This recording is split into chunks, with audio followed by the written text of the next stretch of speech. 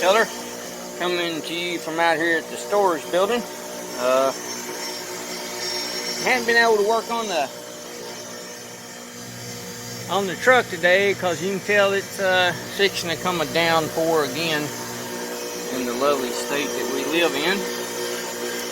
So I decided I'd come out here and work on the bench grinders because we're going to need, or will need, to have them up and operational to buff out the chrome on my father's truck and the chrome on the Mustang, the small pieces. So I'll kind of give you a layout of what it looks like here. I do run a little small air compressor. Yeah, it's Harbor Freight. It's done good. I've owned it 2 years. It does the job. But I hook it in to this big Magna-Force tank. It takes a little while for it to fill up, but once it's filled up, you can run tools long enough to get the job done without burning up the little compressor. And it definitely will run long enough in order to do a painting. So, you know, it does what it's supposed to do. It does a good job. I use a little Century welder with argon gas. It also works really well. Not the top of the line stuff, but it works well. I hope you can hear me through the grinders, but this is the new grinder I bought. This has a smooth stone or fine stone. This has a coarse stone. This grinder right here, which is a Sears grinder. My father bought this grinder when I was 10 years old. And yeah, I'll be 59 this year, so that grinder is 49 years old. As you can tell, it works. As you can tell, it works just fine. They don't make things, you know, like they used to. You know, you can't find stuff that's that durable. My dad was a big Sears person. He liked everything to come from Sears. Easy trade out.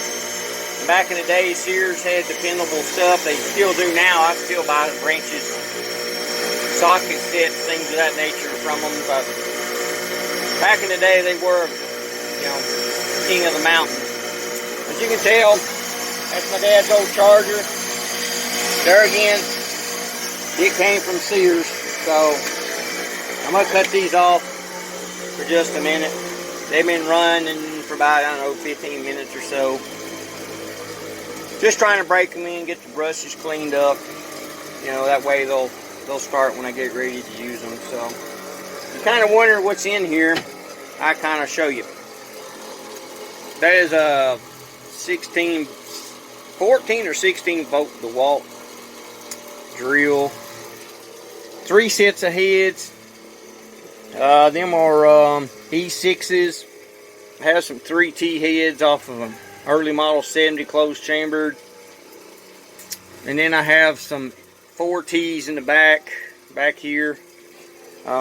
This is the crank out of the 289, which is right there, 289K motor, high performance. Okay, you know, it is for sale. So they may or may not be around by the time this YouTube gets put on. But so I don't know if you can tell anything else. There's a T-Mac 5-speed distributor down there in that cardboard box. Brand new. Brand spanking new. Never been attached to anything. 5-speed. On top of it is a 302. I don't know if you can see it back there.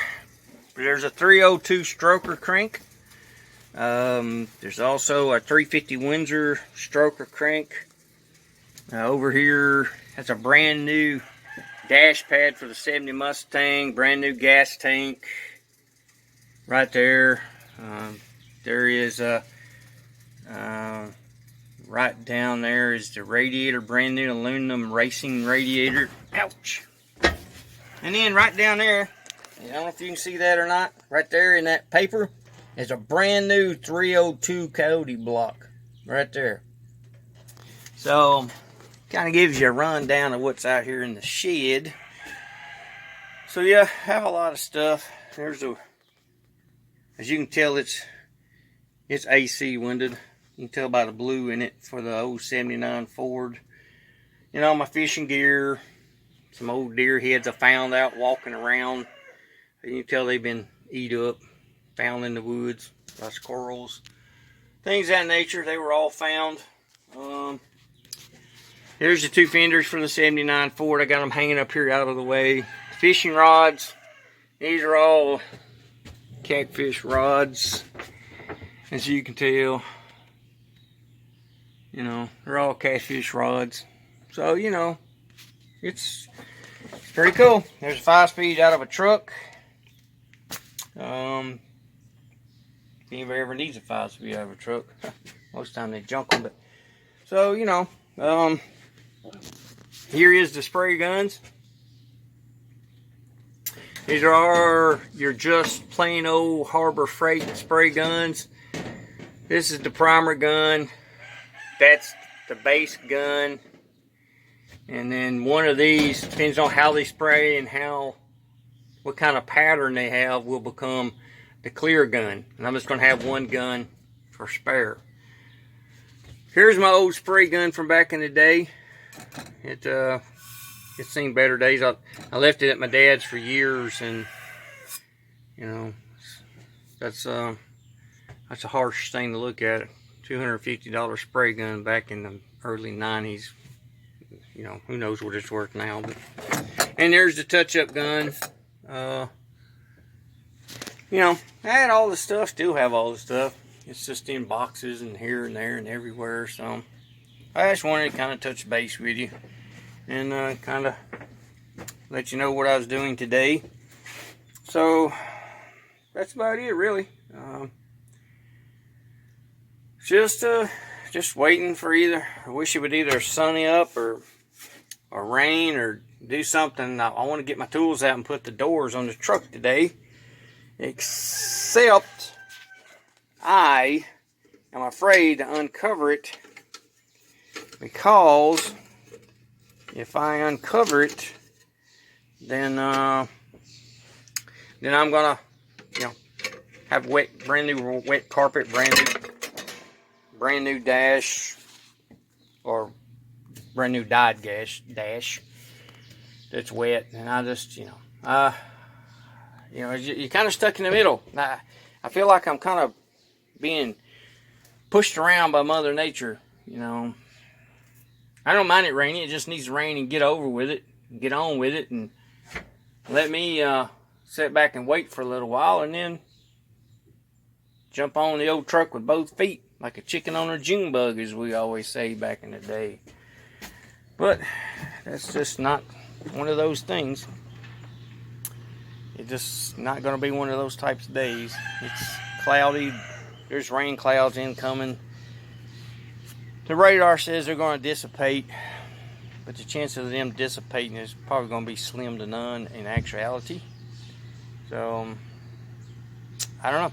I'm just going to deal out here in the storage building for a while until I run out of things to do, and then I don't know, go inside and play some Minecraft, World of Warcraft, Fortnite or something. You know, you know, just one of those things. I do appreciate you stopping by. I know this doesn't have anything immediately connected to the truck or the Mustangs, but you know, I do appreciate you stopping by. I hope you stayed this long. Maybe I hadn't jawed your ear off, so we'll be seeing y'all. I'll leave a few pictures also, so you know, hit the subscribe button, ring the bell, leave a comment. If you do, please leave a positive one. If you can't leave a positive one, please leave a positive comment last, not to leave anybody else in a negative state. And we'll see you.